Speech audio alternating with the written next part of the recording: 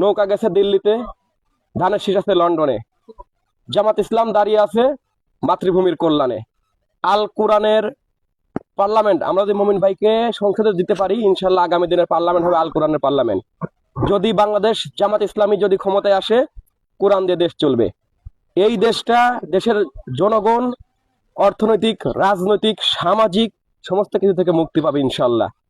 বাংলাদেশ জামাত ইসলামী এরা অন্যের কাছে মাথা নত করে না, এরা ভারতের আধিপত্যবাদের কাছে মাথা নত করে না, এরা বাংলাদেশকে নতুন করে এগিয়ে নিয়ে যাওয়ার জন্য দাঁড়িপাল্লা প্রতীক নিয়ে আমরা মানুষের দ্বারে দ্বারে ইনশাল্লাহ আছি। আর একটা কথা বলতে চাই, নৌকা গেছে দিল্লিতে, ধানের শীষ আছে লন্ডনে, জামাত ইসলাম দাঁড়িয়ে আছে মাতৃভূমির কল্যাণে। সব থেকে বড় কথা, এই জমিনটা হলো আল্লাহর, সমস্ত সৃষ্টিকুল হচ্ছে আল্লাহর, আমরা মানুষ হচ্ছে আল্লাহর। আল্লাহর জমিনে, আল্লাহর বিধানে আইন চলবে একমাত্র আল্লাহর।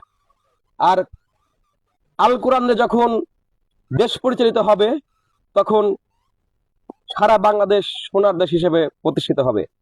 আমি চাই, এবং আমাদের খান মাহমুদপুর গ্রামবাসীর পক্ষ থেকে এবং খান মাহমুদপুরের জনগণ সবাই একই সাথে আওয়াজ তুলছে, সারা বাংলাদেশে যেভাবে দাঁড়িপাল্লার জোয়ার উঠেছে, ইনশাল্লাহ আগামী 12 তারিখের নির্বাচনে সংসদে এবং সরকার গঠন করবে দাঁড়িপাল্লা। এটাই আমি কামনা করি। আসসালামু আলাইকুম। আপনি কি আগে থেকে জামাতের সঙ্গে যুক্ত না অন্য কোনো দলে ছিলেন? না, আমি 2018 সালে ছাত্রলীগ করতাম, 2018-19 ছাত্রলীগেই ছিলাম।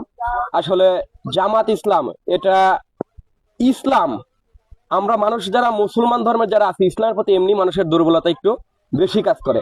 আর আসলে ইসলাম এমনই একটা জিনিস যেটা মানুষ, আমি একটা জিনিস রিয়ালাইজ করছি যে মমিন সাহেব, মৌলানা মতুর রহমান নিজামী সাহেব, তিনি একজন ছিলেন, এরা তো মানুষের ক্ষতি বা মানুষের কোনো অকল্যাণকর চিন্তা করে নাই, এরা মানুষের ভালোর জন্য দাওয়াতি কাজ করছে, কিন্তু মানুষ তাদের পিছনে লেগে আছে। তো এই জন্য মনে করেন যে যদি আমি ইসলামের পক্ষে কাজ করি, যদি আমার যদি মৃত্যু যদি হয়ে যায়, আমি ইনশাল্লাহ শহীদ মর্যাদা লাভ করব। ধন্যবাদ আপনাকে।